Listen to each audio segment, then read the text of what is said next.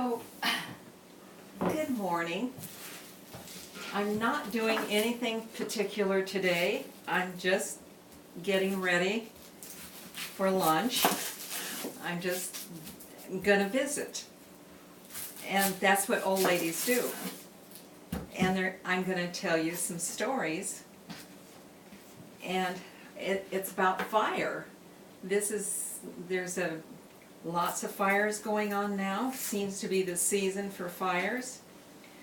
Every year we have these fires. Well, I'm going to tell you a little bit of my experience with fires. When we were building on our 50 acres in Idaho, and I think it was July, and this is July, we had just got our barn to a really nice stage, a really pretty barn, and we built it first because we had lots of animals that had to come up and live there. So we were building the barn first, and I remember one evening, because still we slept in the bunkhouse, and the bunkhouse had a little kitchen in it, but I fixed a lot of meals on the barbecue, and so that evening I was barbecuing, and this acreage was 45 minutes to the nearest store and gas station, so it was remote. So when we built up there, we had to have food prepared there, so we had to be able to do that. So I was making a nice barbecue dinner, and we were sitting around, and we had help. And we were watching. All of a sudden the smoke was starting up. About, we could see it maybe a mile, 2 miles away, the smoke. And we began to watch it. And it got closer. And then we could tell it was a real fire. And the helicopters came in. There was a reservoir on one side and our neighbors' big ponds on the other side. And the helicopters would swoop down, pick up water, and dump. The buses came in with the firefighters, and we watched that fire come down over the hill. Now it's a 1.5 to 1 mile away from us, and I think here we made this nice barn, and it could be a reality that the fire could keep going.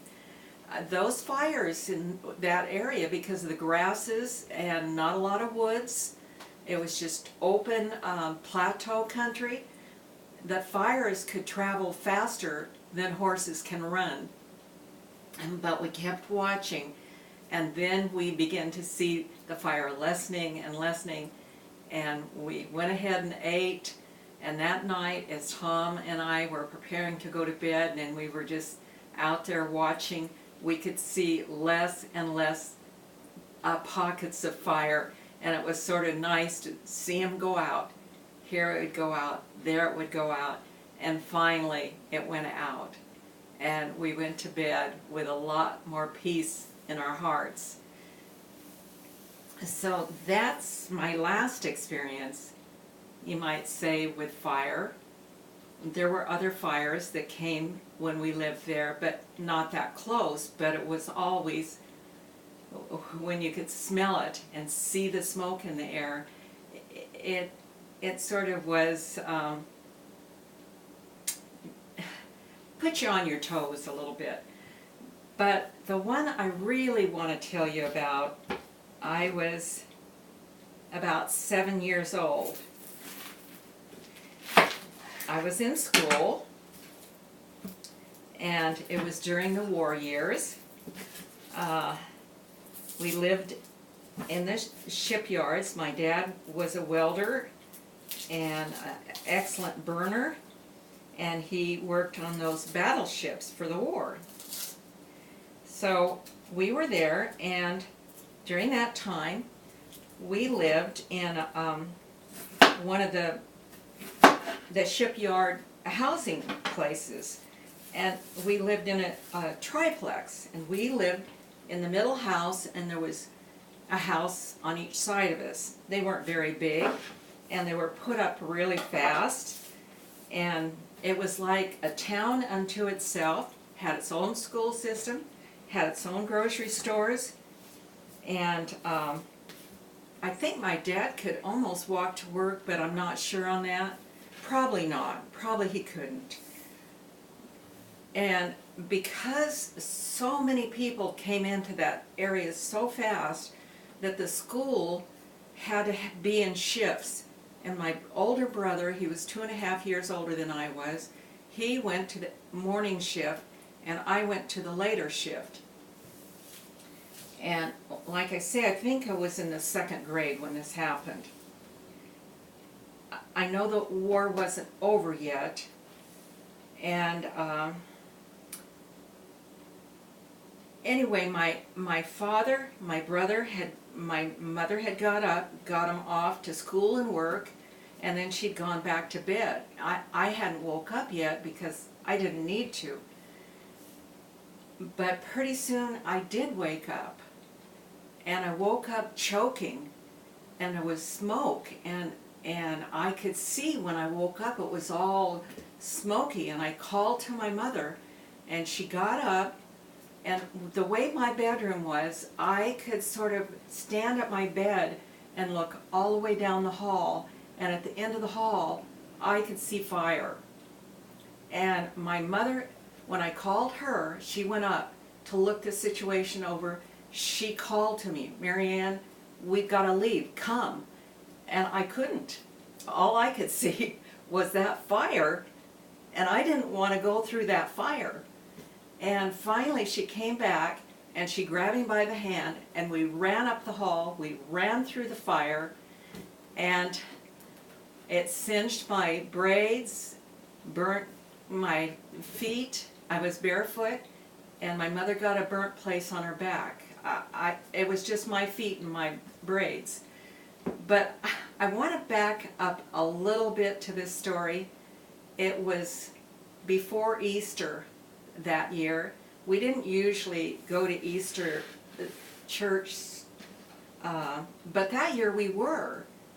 And my mother had I can't remember why, but I think she had done some work for a lady, and the lady, to help pay back some of what my mother did, she was a seamstress, and she made me this beautiful white dress, organdy dress, or organdy, is that what it was called? Anyway, really nice, pretty little dress. And I had black patent leather Mary Jane shoes and a little Easter hat. And it hung in the closet, and I tried it on because the woman that sewed it for me, I can remember we went several times and she'd try it on me. And then it went home into the closet, and all I could do was look at it and anticipate I was going to wear that dress on Easter Sunday. My mom had even bought a ham, and it was in the refrigerator waiting to be cooked. And remember, this is the days before pre-cooked hams. And so anyway, the fire came, we ran through the fire, and somehow it only burnt our house, the two on either side. One of them, here I'm wielding my knife, one of them said they had to move their beds away from the wall because it was getting warm. I guess so. And that's always seems so funny to me that that's all they did. And I think it burnt the curtains in the other house. The kitchen curtains were blowing out, and they sort of scorched them, and that was it on the other side. But our side, I didn't get to wear my new little dress. It ruined that. The only clothes that we had left after the fire was, in those days, you washed your clothes and hung them to dry, and you sprinkled all the stuff that needed to be ironed. Maybe you even starched, and you rolled them up in a towel and you kept them damp. Well, my mother had some of our clothes rolled up to iron. That was the only thing on the way of clothes that made it through. In the kitchen, uh, we had a Wedgwood gas stove, and it put a crack in it, but my folks still used that stove until I got married. And then the ham in the refrigerator cooked, and believe it or not, we ate it. It cooked in the refrigerator. It ruined the refrigerator. We had to get a new one of those. And then not only that, not only was there the fire, there were the people that came in and stole my mother's first edition of the McGuffey's Reader. She had only one picture that she'd ever painted. I thought it was beautiful, and it was in a frame hanging in the living room. They took that, and for some reason the braided rug in the living room, it didn't get burnt, but it got stolen. And so a fire, when you have a fire, you not only is the fire damage, there's the people damage. And anyway, that was a very traumatic, scary experience for me, that we went through that. But the war was still on, and we still lived there, and so we moved to another place further in this development for the workers. And this house that we moved into, the bedroom that I moved into was painted sort of a smoky blue. And I'll tell you, every morning when I woke up, it was pretty traumatic for me. And then my mother realized what was going on, and she repainted it some rosy, pretty color. But I'm still, when I go outside and smell smoke, I want to know where it is, what's happening, and what's going on. So that's my fire story. And so, you know, we all have traumatic things. We don't get through this world without things happening to us. And there were even some other things that happened that were in the same category that I went through. But that was my first really traumatic experience that I had, was that fire.